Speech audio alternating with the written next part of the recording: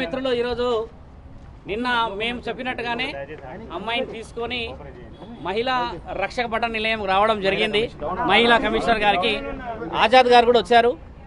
మేమందరం కూర్చొని అన్ని కాగితాలు రాసి ఈ అమ్మ రాసిన తర్వాత పైన మేడం గారిని కలవడం జరిగింది, మాట్లాడించడం జరిగింది.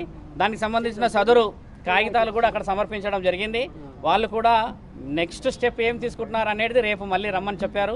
ఈ అమ్మగారిని మీరు నిన్న అన్నట్టుగా ఎల్లూరి శ్రీనివాస్ ఏమన్నాడంటే ఆధారాలు లేవు అని అన్నాడు. కాబట్టి ఆధారాల ప్రకారంగానే మేము అక్కడ పెట్టాము, అన్ని ఆధారాలు పెడతానని చెప్పారు, చూపించాము. ఇప్పుడు అడ్వకేట్ త్రూ వచ్చాము అని అంటే ఆధారాలు లేకుంటే అయితే రాదు. మీ అందరికీ తెలిసిందే ఎల్లూరి శ్రీనివాస్ ఏదైతే పైశాచికతమైన పనులు చేసేసి ఆధారాలు లేవు ఎవరేం చేస్తారని మాట్లాడుతున్నారో ఆయన గారికి చెప్పాల్సిన విషయం ఏంటంటే ఎక్కడికి పోయినా చట్టం ప్రకారంగానే పోతున్నాము, న్యాయం ప్రకారంగా పోతున్నాము, ధర్మం ప్రకారంగా పోతున్నాం. కాబట్టి ఆ అమ్మని కాపాడే బాధ్యత అందరికీ ఉన్నది.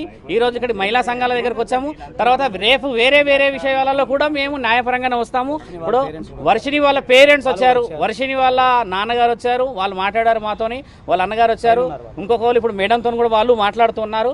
అక్కడ మంగళగిరికి వెళ్ళేసి కూడా ఉమెన్ కమిషన్లో కూడా మాట్లాడాల్సిన అవసరం ఉందని చెప్పారు వాళ్ళందరూ. కాబట్టి మీ అందరికీ కూడా తెలియజేయాల్సిన విషయం ఏంటంటే శ్రీనివాస్ చేస్తున్నదంతా ముమ్మాటికి అవాస్తవము. ఇంకో విషయం నాకు నిన్న రాత్రి తెలిసిన విషయం ఏంటంటే చాలామందిని అయినా నన్ను ఎవరన్నా అడ్డుకుంటే చేస్తే మంత్రాలతోని లేకపోతే యంత్రాలతోని నేను అది చేసేస్తా చేతబడి చేసేస్తా అంటున్నాడంట. ఎల్లూరి శ్రీనివాస్కి నేను చెప్తున్నాను, మిగతా యావత్ భారతదేశంలో ఉన్న అఖండ ప్రజలకు చెప్తున్నాను, ఆయనకి ఏమీ రాదు.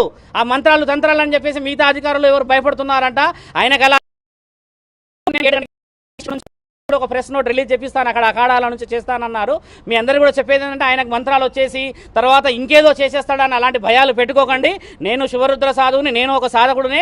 నాతో పాటు ఎందరో గురువులు, సాధువులు, పీఠాధిపతులు, మతాధిపతులు అందరూ మద్దతుగా ఉన్నారు. అందరూ బయటికి రావాలని లేదు. కాబట్టి ఏంటంటే శ్రీనివాసు చెప్పే ఆ మంత్రాలకు చింతకాయలు రాలవు. ఆయన న్యాయపరంగా రావాలి. జెండర్ మార్చుకొని బ్రీస్ట్ ఇంప్లాంటేషన్ చేసుకొని ప్రాస్టిట్యూషన్లో ఉన్నాడన్న విషయం కూడా నిన్న రాత్రి తెలిసింది. నిన్న వాళ్ళ ఇంటి నుంచి నాకు ఫోన్ వచ్చింది, ఆయనను వదిలిపెట్టమని చెప్పేసి. మా నాన్నగారు ఇలా పెళ్లి చేసుకుంటే ఏమవుతుందని చెప్పేసి ఊరు నుంచి ఫోన్ వచ్చింది.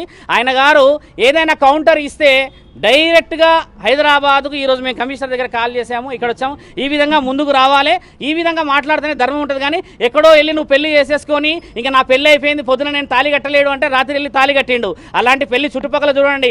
ఆయన గారు ఏదో పెద్ద చేసేస్తాడనంటే అడవిలోకి వెళ్ళేసి అనామకులైన మనుషుల మధ్యలో చేరేసి ఒక పెళ్లి వీడియో పెట్టిండు. పురుషాంగం లేని నీకు పెళ్లి అవుతుంది, ఆ పెళ్లికి విలువ లేదని తెలుసు. శాసన గ్రంథాల్లో లీగల్గా కూడా ఉంది.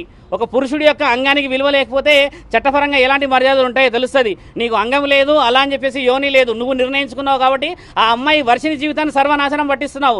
ఇకనైనా నువ్వు మేల్కోకపోతే నీకు రావాల్సిన రోజుల్లో కావాల్సిన మర్యాదలు చట్టపరంగా అవుతాయి. ఒక స్త్రీ ఈరోజు బయటకు వచ్చింది, గుర్తుపెట్టుకో. నీ పతనం మొదలైంది శ్రీనివాస్. నువ్వు ఎక్కడో ఉండేసి గాలిలో పెడుతున్నావు కదా మేడలు, నేను ఆశ్రమం కట్టుకుంటున్నా, నేను అది చేస్తున్నా అంటున్నావు కదా. శివరుద్ర సాధువు నేను మాటిస్తున్నా, ఆశ్రమం నువ్వు ఎలా కడతావో నేను చూస్తా. ధర్మం అనేది ఇంకా బతికి ఉన్నది కదా. సాధు సంతులందరినీ ఏకం చేసి నీ పతనం పట్టకపోతే నా పేరు శివరుద్ర సాధువు కాదు. అఘోరా తత్వం వేసుకొని, జుట్టు వేసుకొని, రుద్రాక్షలు వేసుకొని, చితాభస్మం వేసుకొని నా తండ్రి పేరును అపవాద చేస్తే ఊరుకునే ప్రసక్తే లేదు. నీ రుద్రాక్షలు నేను దింపకపోతే నా పేరు శివరుద్ర సాధువు అనేది మార్చుకుంటా. ఆ అమ్మాయి ఈరోజు బయటకు వచ్చింది. కేవలం ఒక భక్తుని, ఒక ధర్మాన్ని మీరందరూ ఉంటారని చెప్పేసి కదా. ఆ అమ్మాయి కూడా నేను మాటిచ్చాను, వారం నుంచి 10 రోజుల్లో ఆయనకు సంబంధించిన వివరణలు అన్నిచ్చి చట్టపరంగా ముందుకెళ్తామని చెప్పేసి ఆజాద్ గారు కూడా వచ్చారు. ఈ ఆజాద్ గారు మాట్లాడింది చట్టపరంగా రావాలని చెప్పి. ఏదైనా కూడా ఎంత వివరంగా మేము చెప్తున్నాము, నీకేంది ధైర్యం లేక ఎక్కడో గుహల్లోకి వెళ్ళి చెట్లలోకి వెళ్ళి వీడియోలు పెడుతున్నావు కదా. లైవ్గా వచ్చి మాట్లాడమంటే కొందరు వ్యక్తులతో మాట్లాడుతున్నావు. డిబేట్కి ఎందుకు రావట్లేదు? ప్రశ్న జవాబులు ఇచ్చడానికి ఓపిక లేదా నీకు? ఆ అమ్మాయిని మోసం చేస్తున్నావు. అపంశుభం తెలియ ఆ తల్లిదండ్రులు నేను రాగానే కాళ్ళ మీద పడి ఎంత ఏడుస్తున్నాడు ఆయన. నిన్న నైట్ వాళ్ళ అమ్మకి అక్కడ ఫిట్స్ వచ్చిందంట ఆ పెళ్లి వీడియో చూసేసి. ఇలాంటి వాళ్ళ ఉసురు ముట్టి వస్తావు నువ్వు, గుర్తుపెట్టుకో. నిన్ను కన్న తల్లిదండ్రుల ఏలూరి శ్రీనివాస్ అని చెప్పేసి నీ ఊర్లో నీకు విలువ లేదు, అక్కడ బహిష్కరణ చేశారు. ఆ లింగ మార్పిడి చేసుకున్నావు, అక్కడ బతకలేకపోయావు. ఇక్కడ శివతత్వం అన్నావు, ఇక్కడ బతకలేకపోయావు. ఎందుకు మానవ జన్మెత్తినావు నువ్వు? అర్థం పర్థం లేని వీడియోలు ఇచ్చి అర్థం పద్ధతులు ఇచ్చి ఏం ఫేమ్ అవుతున్నావు అనుకుంటున్నావు? బాగా గుర్తుపెట్టుకో, నువ్వు చేస్తున్నంత అధర్మమైన పనులు. ఈ రోజు అందరూ వస్తున్నారు బయటికి, ఎక్కడెక్కడో కేసులు నీ మీద మొదలవుతున్నాయంటే నీ పతనం మొదలైంది. విచ్చలవిడిగా నువ్వు వీడియోలు చేసేసి దూరం ఉన్నా అని చెప్పేసి ఏదైతే విర్రవీగుతున్నావో భూమిందే ఉన్నావు. గుర్తుపెట్టుకో, ఈ రోజు కాకపోతే రేపటి రోజు ఖచ్చితంగా దొరుకుతావు నువ్వు. దానికి సమాధానం ఈ స్త్రీ చెప్పడానికి ఆ కుటుంబం అంతా సిద్ధంగా ఉన్నది, అక్కడ ఇంకో కుటుంబం అంతా సిద్ధంగా ఉన్నది. శివరుద్ర సాధువుకు నువ్వు సమాధానం చెప్పాల్సిన అవసరం లేదు, అడ్వకేట్ గారికి సమాధానం చెప్పాల్సిన అవసరం లేదు. కానీ నీవు శరీరకంగా వాడుకున్న అమ్మాయిలకి మాత్రం సమాధానం ఆ కుటుంబానికి చెప్పే బాధ్యత ఉంది. నేను కూడా నిన్ను ఆ సాధు లక్షణం నుంచి కిందికి దింపకపోతే ఈ వారం 10 రోజులలో ఎక్కడికైతే అక్కడికి నేను సిద్ధమే. నీలాగా మాటలు వదిలేయడం నాకు రాదు. ముందుకు వచ్చిన తర్వాత ఏం మాట్లాడాలో, ఎలా నిర్ణయాలు తీసుకోవాలో నాకు తెలుసు. చట్టపరంగా పోతాను కాబట్టి నేను సాధువునయ్యాను. నువ్వు అఘోరి అని పేరు పెట్టుకుంటున్నావు కదా, అసలైన అఘోరాలు వస్తున్నారు. వచ్చినప్పుడు వాళ్ళ చేతుల్లో నీకు గుండు గీపియకపోతే, నేను చెప్తున్నా కదా, ఈ సనాతన ధర్మాన్ని గెలిపియకపోతే నేను నా తండ్రి పరమశివుడి మీద ఆనేసి చెప్తున్నా, నీ పతనం మొదలైంది శ్రీనివాస్. ఆ అమ్మతో కూడా మీరందరూ మీడియా వాళ్ళు లీగల్గా మాట్లాడండి, లీగల్గా చేయండి. ఆ అమ్మాయిని కాపాడే బాధ్యత అందరి మీద ఉన్నది.